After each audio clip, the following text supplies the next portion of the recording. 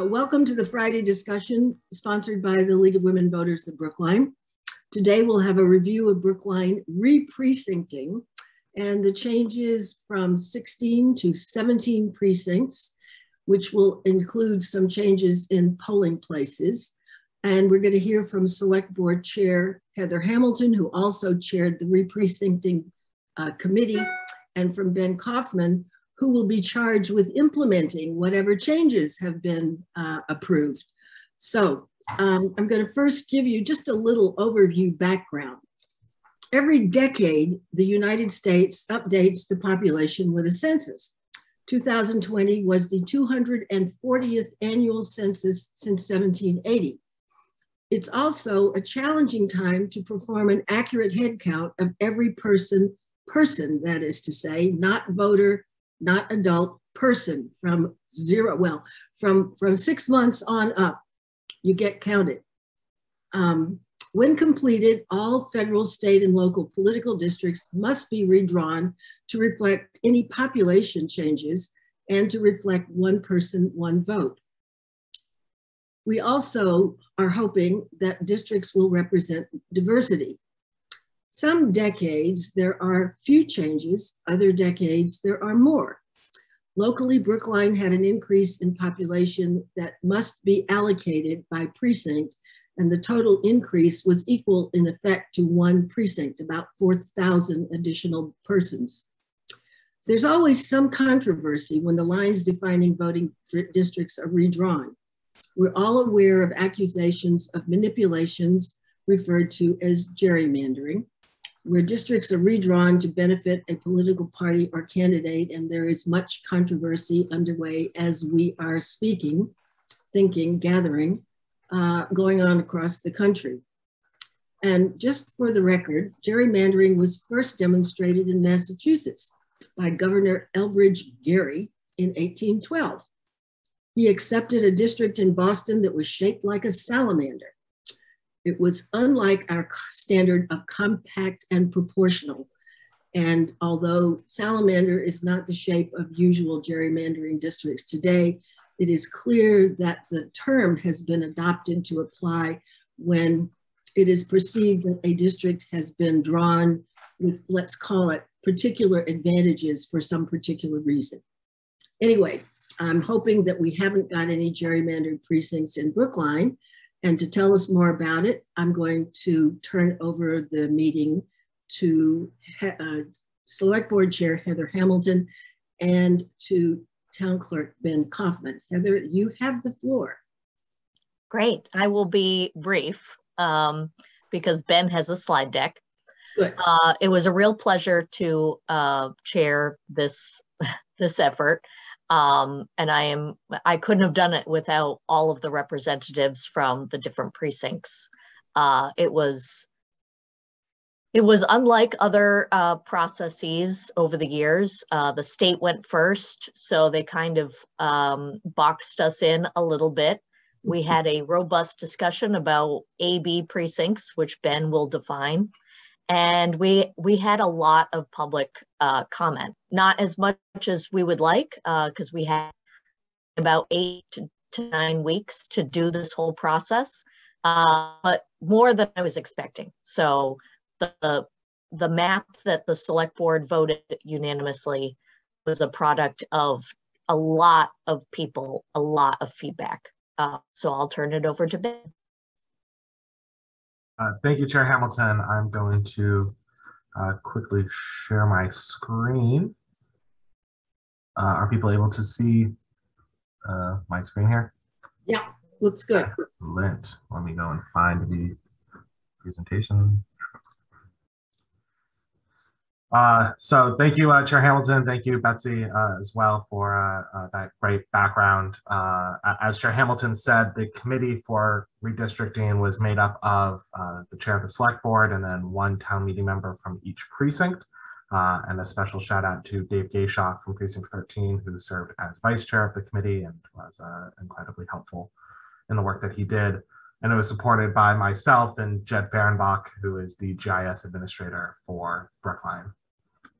So Betsy gave a very good overview of what redistricting is. Every 10 years, we have to redraw lines to accommodate for population shifts calculated in the decennial census. And the state Senate, state representative, US congressional, and governor council districts are all drawn by the state legislature and approved by the governor. And Brookline, we draw precinct lines that are drawn by a redistricting committee and then are approved by the SelectBoard. So the precincts have to follow a couple of requirements. They must be contiguous. They must follow census block lines, which are very clearly defined boundaries like roads or train tracks or a stream. They have to have under 4,000 people in each precinct. And then the precinct population needs to be roughly equal. And that is typically within 5% of the mean is what the state has defined as roughly equal in population.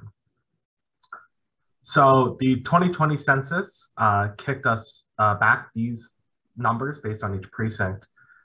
We had a pretty large population growth in Brookline between 2010 and 2020. We grew from 58,732 to 63,191. And that growth wasn't equal across all precincts, but you can see, keeping that 4,000 person cap in mind, there are precincts that are right up against that cap. Precinct 7 was at 3,999. And then there are precincts that went well above that cap, especially Precinct 5, which had 245 people over the 4,000 person cap. So with that in mind, the committee really sat down and had to draw lines to think about what we wanted these population shifts to look like in our new map that we're going to have for the next 10 years. The redistricting committee was on a pretty tight schedule. In a typical year, we get census numbers in March. The committee then meets throughout the spring and early summer, and by June would submit a map to the SelectBoard for approval. Which then allows the state to draw their maps in November, before November 1st, which is usually a deadline they set because state reps need to live in their district 1 year before Election Day. This year, due to COVID and other delays from getting the census done, census numbers weren't released until late August and early September. So the committee began its work September 16th and really worked in parallel with the state's process, which made things a little bit interesting and a little bit tricky. The committee met every Thursday, except for a Thursday where town meeting conflicted. And on October 12th, the state released their proposed district maps. And the state's maps were based off of the 2010 census numbers and the 2012 precincts that we currently have in Brookline. And it made it a little bit tricky for the committee to now think about how are we going to draw precincts with as little disruption as possible based on these state representative lines. Heather Hamilton mentioned an AB precinct, and I'll talk about that a little bit later. The committee held a couple of public forums in every committee meeting that there was, as well as in subcommittee meetings. There was opportunities for public comment. And finally, on November 18th, the committee voted unanimously on a recommendation to the SelectBoard for a new precinct map. That map was presented to the SelectBoard, and the SelectBoard unanimously approved it on November 30th. And it is now actually at the Secretary of State's office. They are going to be voting this afternoon on whether or not it follows all the legal requirements. And the map will go into effect December 31st, 2021, which means this map will be in effect for the May election and for next year's state elections in the fall. The committee had a lot of conversations about priorities and where they wanted to make decisions. And a way to guide this is we actually did a poll of priorities of the committee. And the results came back in 3 tiers. Tier A, these were the things the committee wanted to prioritize the most. Things like polling site access, equity and equality, maximizing majority minority precincts, which are precincts where less than 50% of the population is white non-Hispanic, and maintaining the integrity of neighborhoods and neighborhood associations. Tier B were things that were a high priority for the committee, but maybe were willing to be sacrificed a little bit for some of the Tier A priorities. These were things like walkability to the polls, minimizing changes to current precincts, maintaining the same or a larger number of town meeting members, geographic compactness, and limiting the number of AB precincts. Tier C were priorities that the committee did discuss that they put a little bit lower down on the list. Those are priorities like registered voters versus non-voters, having similar tenure and occupancy type in a precinct, and the location of current town meeting members. Gave that a lower priority than some of the other things that have been discussed. There were three overarching decision points that the committee had to sort out on this map. The first was the number of precincts. With 63,191 people and a 4,000 person cap, if anybody does the numbers, that means that you can have 16 precincts, each with a population of 3,950, which gives you wiggle room of 50 people, which in Brookline is very tight. We have lots of census blocks that are hundreds of people. So drawing a map with 16 precincts, while technically possible, would mean you had to sacrifice a lot of the other priorities that the committee had. There were also conversations about going to 18 precincts or to 20 precincts. The argument against going to 18 was the formula that the state has for calculating the size of town meeting is based on the number of precincts you have. And if you were to go to 18 precincts, you would actually go down to 12 town meeting members in each precinct, and you would shrink the size of town meeting. And the committee didn't want to do that. They wanted to maintain the same or more number of town meeting members. And going to 20 precincts was pretty disruptive, especially in the timeline that we had to be able to come up with a map that the committee felt comfortable with at 20 was something that was a little bit difficult to do. So the committee decided to settle on 17 precincts. Adding one precinct allowed the committee to follow some of the other priorities. Actually added to town meeting, we now will have 15 additional town meeting members, so we'll have 255 town meeting members, and gives a little bit of that wiggle room and ability for growth in Brookline over the next 10 years, so that the committee 10 years from now doesn't have to face potentially as big of a struggle as we did with the dramatic population growth pushing up against the upper bounds. Another decision point was about majority minority precincts. The census numbers gave us the opportunity to create up to 2 precincts that were majority minority, were less than 50% white, non-Hispanic. And the committee decided they wanted to prioritize that, and they wanted to ensure that there were 2 majority minority precincts drawn. One of them is the new Precinct 2, which is along the Commonwealth Avenue border on the north side of Brookline. And the other one is a Gateway East focused Precinct 4, which is kind of in the Brookline Village area. And the third decision point was about an AB precinct.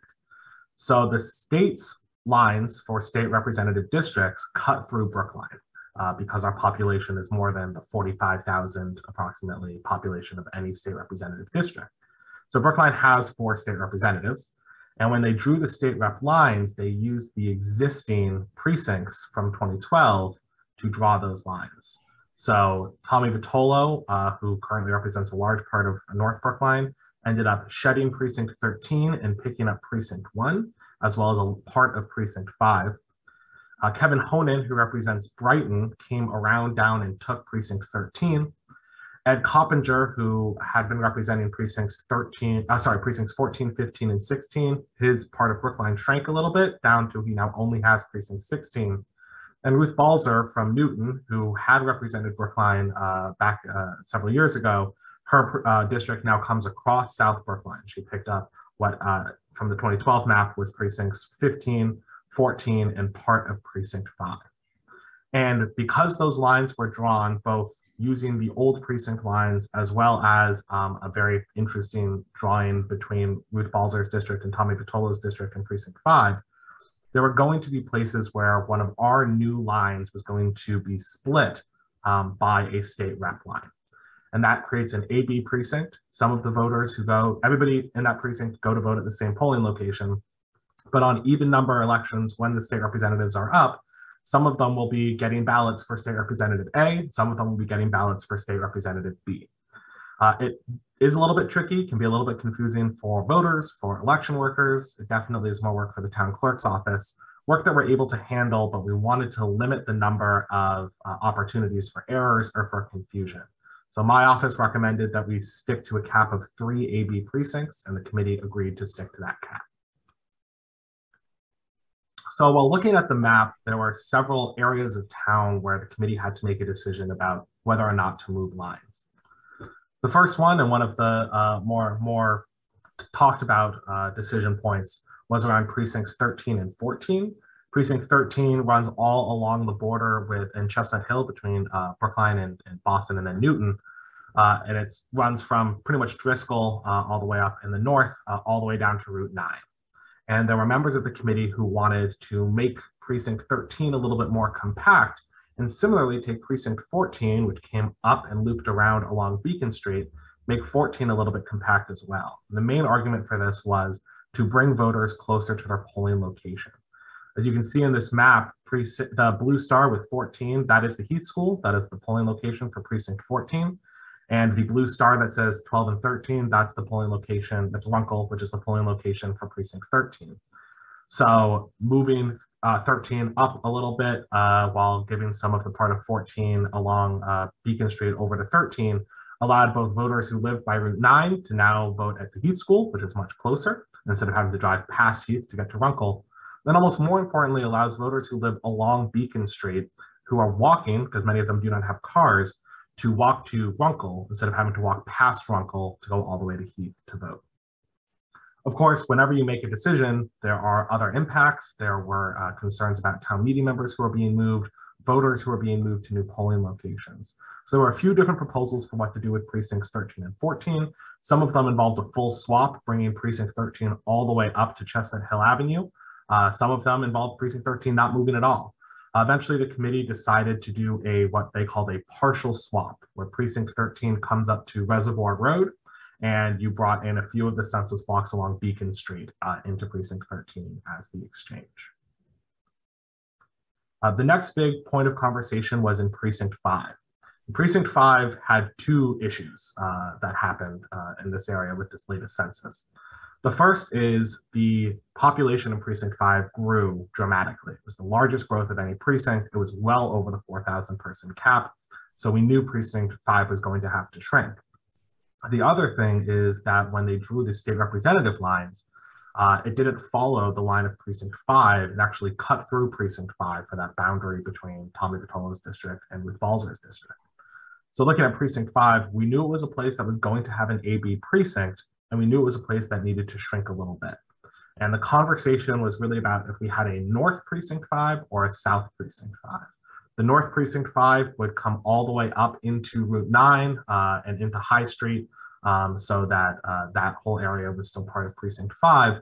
And as a result, Precinct 5 would stop at Chestnut, and the people who lived on the other side of Chestnut would be in Precinct 14.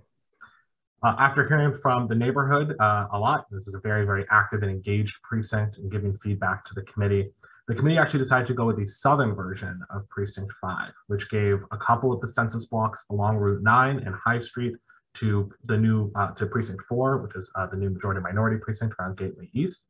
And it allowed Precinct 5 to come across Chestnut. And that was very important for the neighbors in that area, because they're very close to the new Lincoln School. They are closely tied into that neighborhood, into that organization.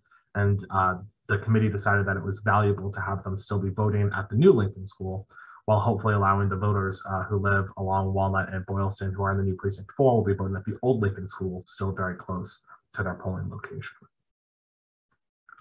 A third point of conversation was in North Brookline, precincts 1, 2, 8, and 9. And a lot of this conversation was based around both having precinct 2 being the other majority minority precinct that was formed, as well as a desire to keep somewhat similar shapes in the precincts in North Brookline. This was also compounded by the fact that the newly created precinct 17 was going to be in the middle of Coolidge Corner, so you had to work around that a little bit. There were conversations about whether or not precinct 1 should cross Beacon Street. There were conversations about whether precinct 9 should come all the way down to Beacon Street. And eventually the committee settled on the map that you see before you, which keeps all of these precincts looking fairly similar to how they were before, with the exception of precinct 2, which got pivoted a little bit closer to a Commonwealth Avenue centered precinct and a majority minority precinct, which also created room for the new precinct 17 to be put as really a Coolidge Corner centric precinct. And the final decision point was in central Brookline, precincts 3, 4, 6, and 7. And there were a couple of factors that the committee was thinking about in this area. Precinct 4 wanted to be a Gateway East centric majority minority precinct, which it is in this new map. And Precinct 7, there was a lot of feedback about keeping the 3 Brookline Housing Authority properties in Precinct 7 together to try to ensure their voting strength by having them all participating in one precinct as opposed to splitting them up across several different precincts. Because Precinct 4 had to move south a little bit to create the Gateway East precinct, the Central Village ended up being an area that got split between Precinct 6 and Precinct 3. So Precinct 6 now comes across Harvard and into that Central Village. Precinct 3 comes south of Aspinwall to pick up part of the Central Village as well, while both of them maintaining a fairly similar shape and somewhat identifiable to the existing residents. So with all of those decision points being made, this is the proposed map that the Select Board has approved and is currently before the Secretary of the Commonwealth's office. And this is the map that, once approved, will be in effect for the next 10 years. So I'm happy to take any questions. Chair Hamilton, I don't know if you wanted to add anything. Okay. No, that was really concise. Thank you, Ben. Heather, do you have anything you'd like to add? No, let's get to questions. Very good. Then I'm going to suggest 2 things. One, for folks, if you look at the bottom of your screen, there's a little thing called raise hand. If you click on that, it will give you or give me an image on my screen that says you'd like to ask a question. Second, you can write your question into the chat, which is also available from the bottom of the screen. So are there any people with questions? If so, please raise your hand or start putting your question in text in the chat. Okay, I have a question from Rebecca Stone. Rebecca, if you would unmute yourself. Welcome. Thanks. I can't see anybody because I'm still seeing the map, but I hope you can see and hear me. So thanks so much, Ben. That was a really terrific presentation. I really appreciated it. My question is about what happens in May with town meeting members. So how do we reallocate ourselves? How is the election for town meeting going to work? There are going to be 15 more. Some of us, I know in Precinct 3, which I'm in, we had one sitting town meeting member who is no longer in Precinct 3. And so can somebody please walk us through what happens in May? Sure, that is an excellent question. So this map will be in effect in May, and the state law states that if a precinct line changes, even if it's just one street, that entire precinct's town meeting representation is up for re-election. So all 15 seats are open and you have an open race for them. That is the case in 16 out of the 17 precincts. The only precinct that didn't change was Precinct 16 because it was a precinct that only has a state representative district representing the one precinct. Moving a line would have created another AB, which the committee wanted to avoid. So in every other precinct, they will have a full open 15-seat race for town meeting members. The top 5 are elected to a 3-year term, the next 5 to a 2-year term, and the next 5 to a 1-year term. And then we'll go on from there. There were town meeting members who were moved between precincts. It was a priority of the committee. A lot of committee members actually decided to not look at where town meeting members lived at all because they didn't want that to factor into the decision. They wanted to draw the best map for the voters, not without being biased potentially by town meeting members. So there are many precincts where you have more than 15 town meeting members. There are some precincts where you have fewer than 15 town meeting members. And I actually have a chart of the precinct by precinct breakdown. So you can see on the left, you see all of these town meeting members. All of these precincts started with usually 15 town meeting members. A few have fewer just because of resignations or other changes that have happened in town meeting over the last year. And then on the far right, you will see the new number of incumbent town meeting members in these precincts.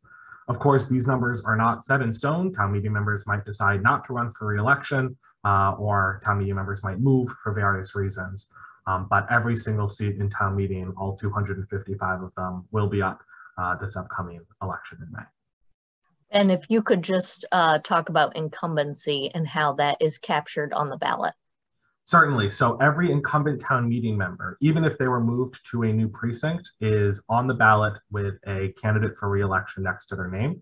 And the ballot is ordered with candidates for re-election first and new candidates after. So it is possible that in Rebecca Stone's precinct 3, you will have 20 candidates for re-election up for 15 seats, which is a little bit of an interesting situation to have, but that is the state law. Okay, that's great. Thank you. Thank you for that. I think this is a wonderful opportunity for the League of Women Voters in terms of a really, really robust community outreach and explanation of both the obligations, but also the opportunities that this introduces for civic engagement, for getting new folks interested in town meeting. But I think that given all of the changes that are going to need, I mean, we've been through everybody's up, 10 years ago or whenever the last time it was we did that. Maybe it was 20 years ago, but in any event, I think that this is an opportunity for a civic conversation, and it's going to be necessary because I think it'll be really hard for everybody to take aboard all of these changes and what's in front of them. So look forward to being part of that. Thank you, Rebecca. And I will add that the League will certainly revisit this question in the spring before the municipal election, just kind of remind people. And I'm hoping that there will be information coming from the town in the meantime to help educate folks because all of this is very, very important and significant. And for those precincts actually not at the municipal level, but that got their state rep districts divided, another level of confusion. Anyway, Arthur Conquest, you had your hand up and you are now, please unmute yourself. Can you hear me? Yeah. Okay. Go ahead. Good morning, everyone. So I'm just a little confused about the renter versus homeowner precincts, the two new ones, and it's my understanding that in both of those precincts, I think it's 7 and 2, or no, 5 and 2. Is it 5 and 2? Are you referring to the two majority-minority precincts? Yeah, I don't use that term. I heard that that's not that it's not appropriate to use that, so I don't use that. And I call it renter versus owner. So those are precincts 4 and 2, the Gateway precinct and the Commonwealth Avenue precinct. Yes. 4 and 2. Can you just give a little brief explanation of what it's meant by owner versus renter, people of color versus white, voters versus non-voters? Am I making sense? So I'm going to step in here just for Ben's benefit. We did have a brief discussion trying to assess home ownership versus renter. That's not really what drove the discussion around majority minority precincts. And I understand, Arthur, that you're not comfortable with that, but it's not synonymous with renter versus homeowner. So Ben, if you can just discuss what we mean by majority minority and maybe bring up the slide that depicts the breakdown of how people self-identify in their racial makeup. Certainly. So the committee utilized the state's definition of majority minority precincts. So the state made a concentrated effort to try to increase more diverse representation by having precincts that are less than 50% self-identified as white, non-Hispanic. So when you fill out the census, they ask for you to self-report racial and demographic information, and you can check off whether or not you identify as white and whether or not you identify as Hispanic. So we looked at the population numbers for white non-Hispanic census responses and found precincts where less than 50% of the people living there had identified as such, which then would create a majority minority precinct. It is worth noting, and it had been brought up in the committee and in the select board as well, that within the minority population, which is what the census, the terminology of the census uses, it is not a monolith. It is not a single demographic. It is simply that less than 50% of the people in that precinct identify as white and non-Hispanic. And I'll just add, Chi-Chi Wu wrote a letter to the tab that goes into a lot more depth as to the potential advantages for majority minority. And I really encourage those that are interested in this topic to read that letter, because she summarizes it much more succinctly than I think we have time here today. And what edition of the tab was that? I don't know the date, but if you go to the tab and type in Chi-Chi Wu, it may pop up.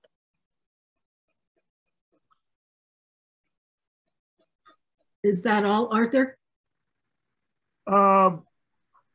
Just on precinct 6. So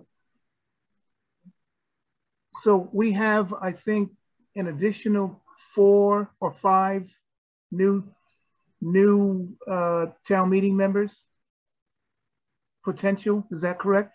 That is correct. So in the new precinct 6, so there were 4 incumbent town meeting members who got moved into precinct 6 and 1 incumbent town meeting member who got moved out of precinct 6. So right. Now a total of 18 incumbent town meeting members who live in the current, in the proposed new boundaries for precinct 6.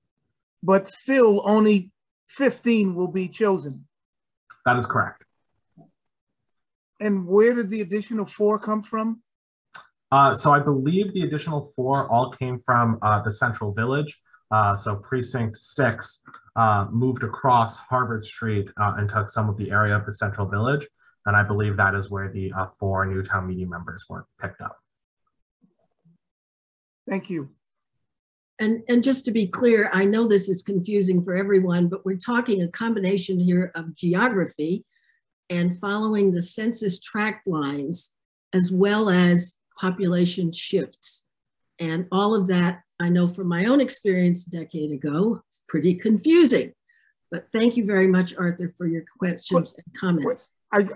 Sorry, does that mean, this is going back to the owner versus renter, does that also mean that you're trying to increase the possibility of Black, Latino, Asian, and Native American people in those precincts?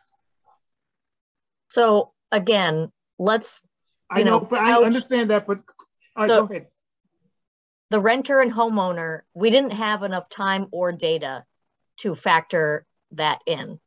So let's keep the topic on what the state is calling minority populations. So Ben, with that in mind, can you answer Arthur's question?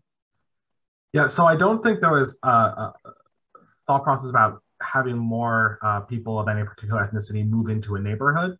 But I do think that there was conversations in the committee about increasing representation in town meeting and creating opportunities for more people of color to be elected into town meeting by drawing some of these majority minority precincts.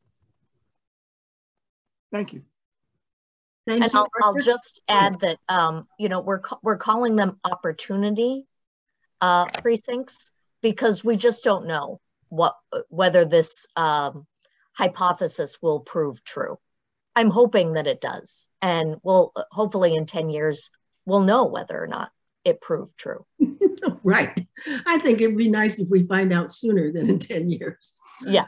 Anyway, thank you, Arthur, for your good questions. And I'm now going to move to just briefly comment from the chat, because there was a question about the column of new, which I think Ben has answered. So I'm not going to go there, but new is the number of incumbent town meeting members in each new precinct, which is why it may look like those numbers are confusing. But for the example that was just being cited, precinct 6, they're clearly going to be more than 15 incumbent town meeting members inside that district's boundaries. That's an example of what some of these shifts caused. So moving on, Jonathan Davis, you have your hand up.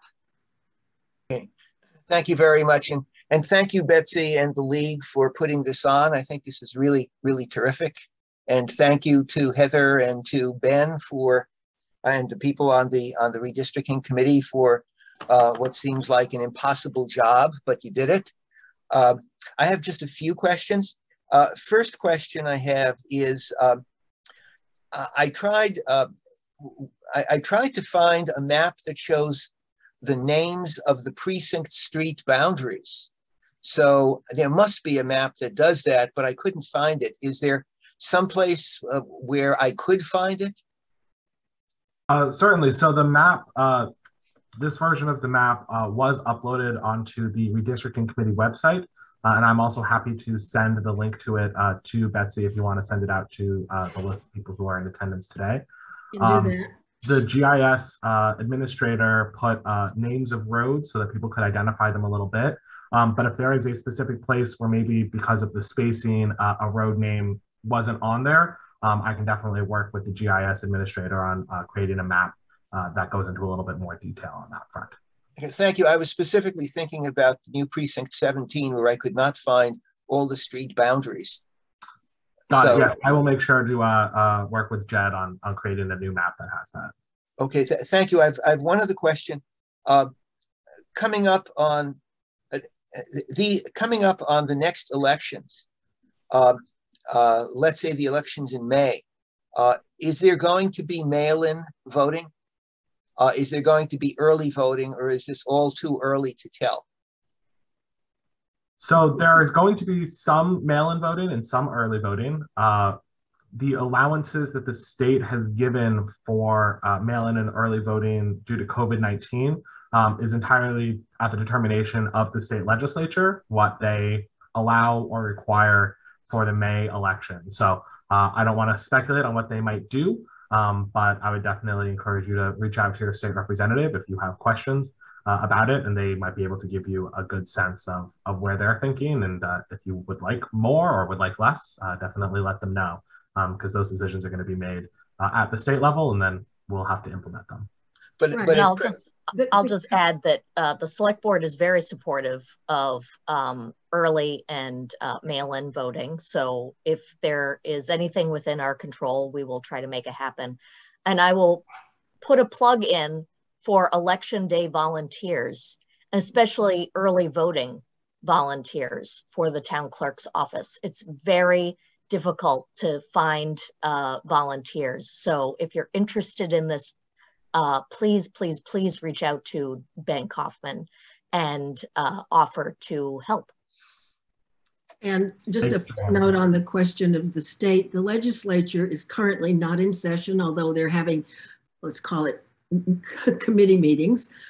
Theoretically, they were supposed to have come up with an extension or a decision about the voting, which the exceptions that were made for the pandemic.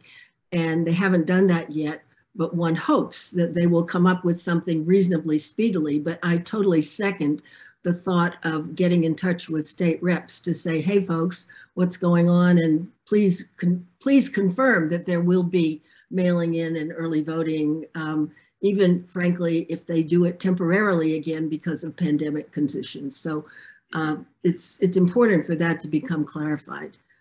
Thank you, Mr. Davis. And now we have a question from Linda Roseman and two more coming up. So Linda, you have the floor.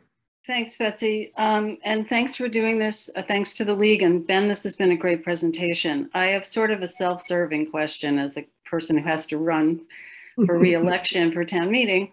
Many of us rely on the frequent voter lists for our precincts, and I was wondering how soon those might be available with the new boundaries and addresses.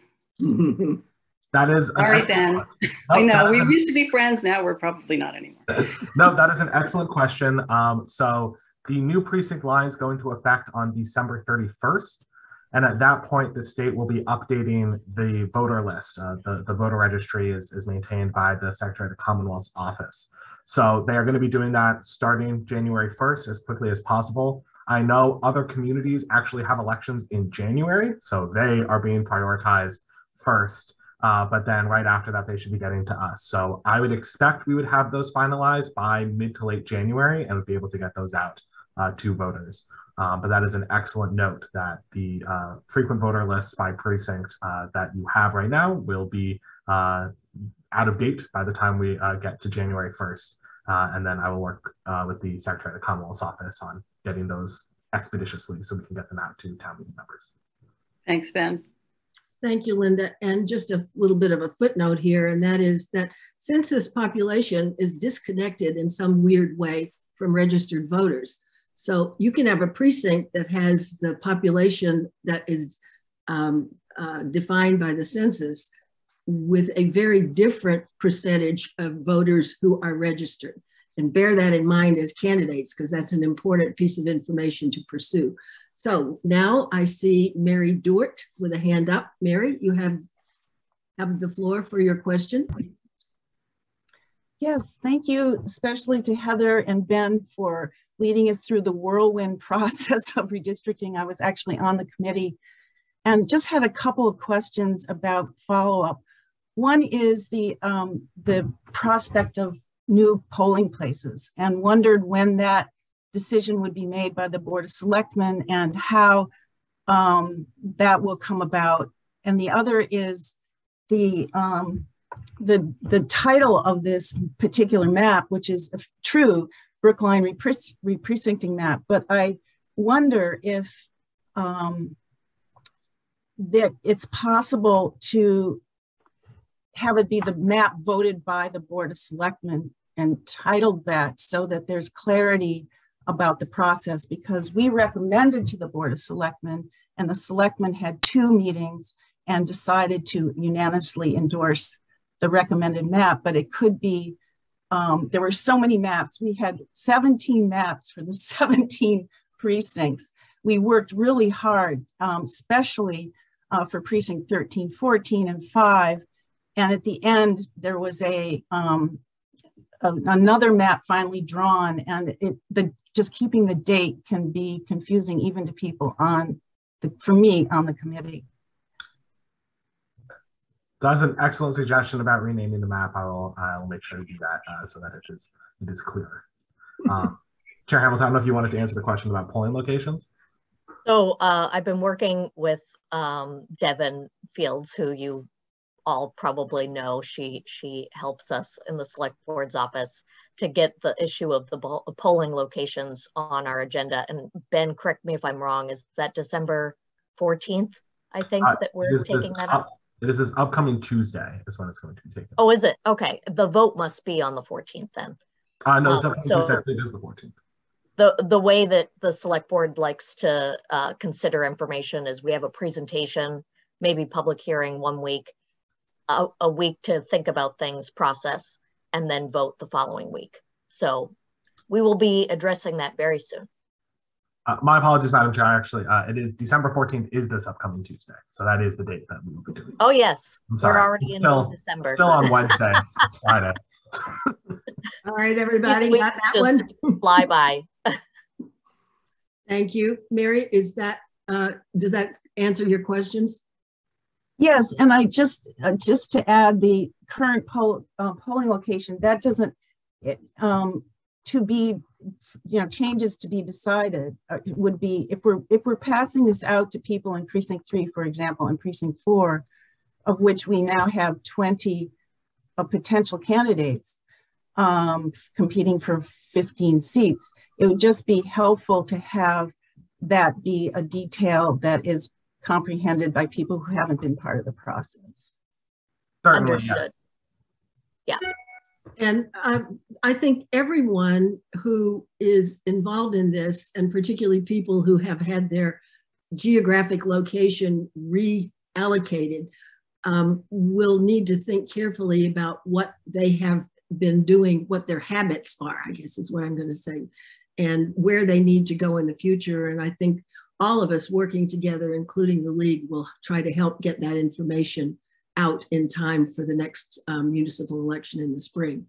So thank you, Mary. And moving to just update, there was a question about the column or an essay in the tab by Chi-Chi Wu And in the chat, there is now a link to that essay for anybody who wants to find it.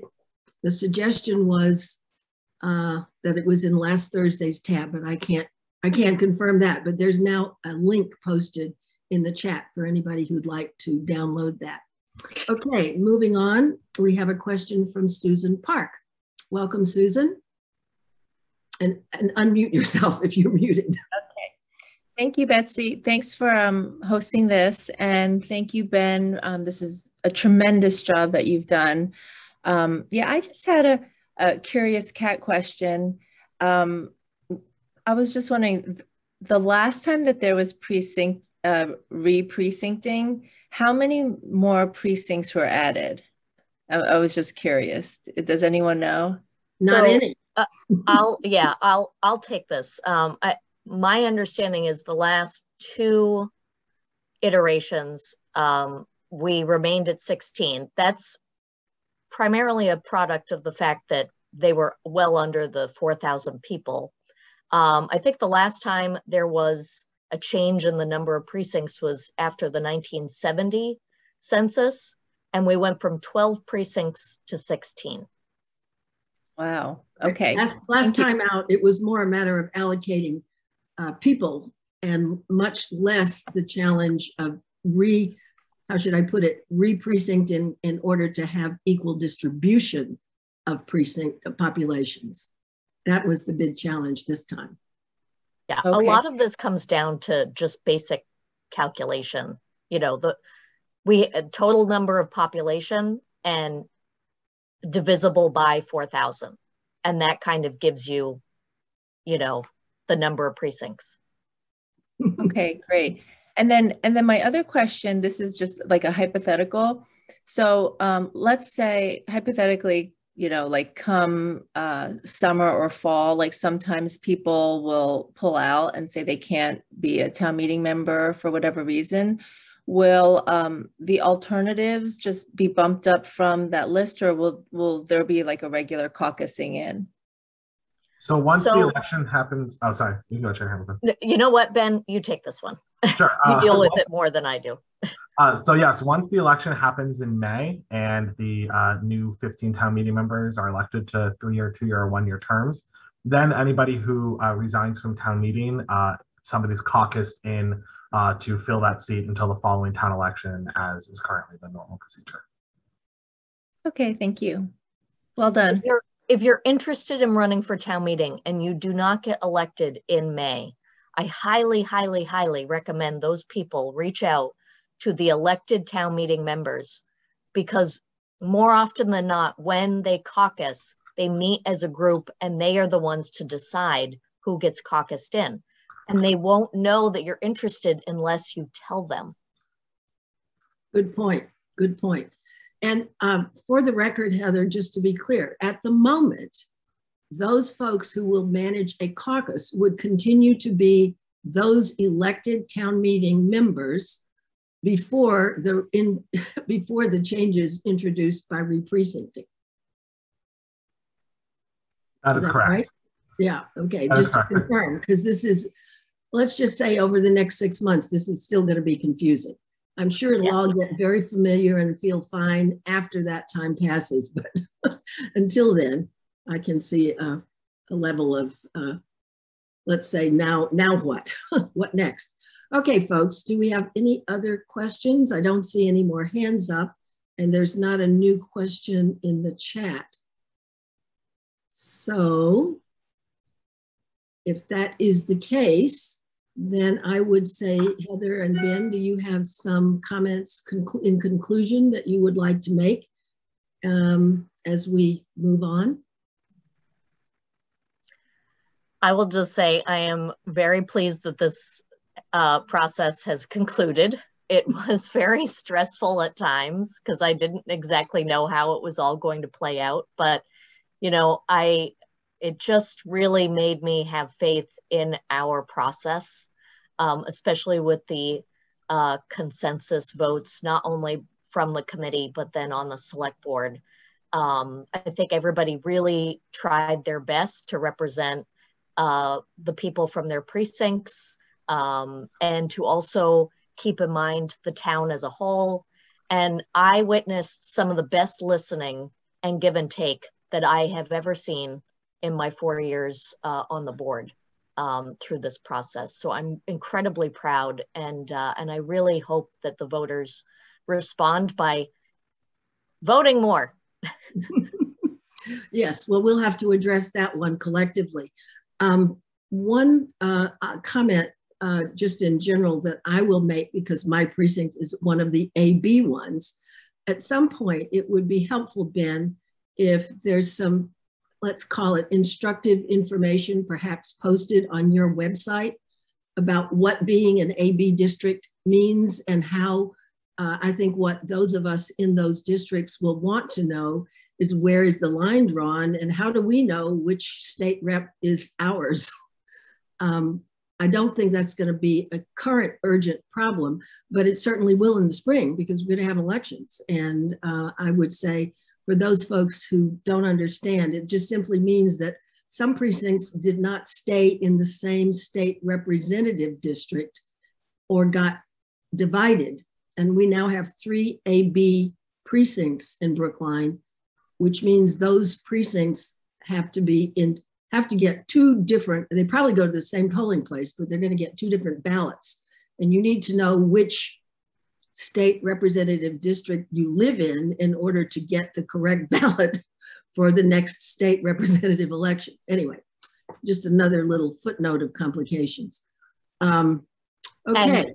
And more reason we need volunteers, because when Absolutely. you do an AB, you essentially, sorry, you essentially need to do 2, like a mirror of each other, which requires more resources. Yeah, two stations for District A and one for, anyway, yeah, you're absolutely right. The polling will be a learning process for many of us, let me put it that way. Okay, folks. Well, thank you very much to Heather Hamilton and to Ben Kaufman, and to members who participated.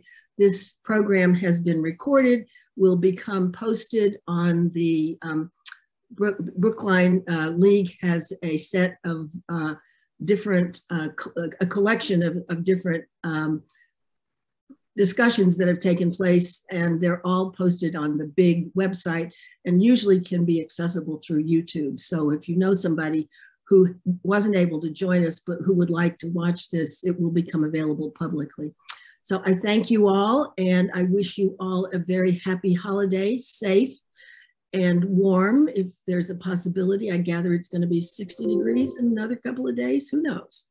Anyway, see you all soon, but not at least for another day or 2, okay? Goodbye.